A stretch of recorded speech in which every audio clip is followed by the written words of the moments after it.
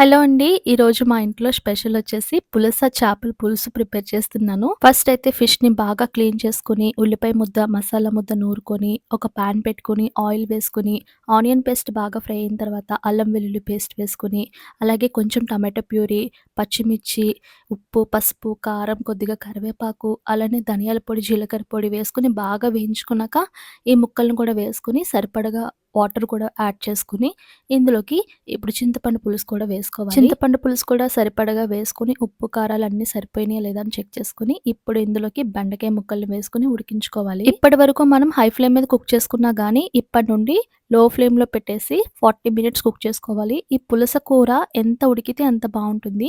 మధ్యలో ఇలా ఆవకాయ నూనె కొద్దిగా యాడ్ చేసుకోవాలి. అలానే వెన్నపూస కూడా యాడ్ చేసుకోవాలి. నా దగ్గర వెన్నపూస లేదు కాబట్టి ఆవకాయ నూనె మాత్రం కొంచెం వేసుకున్నాను. పులుసైతే రెడీ అయిపోయింది. సూపర్ టేస్ట్ ఉంది. Bye bye.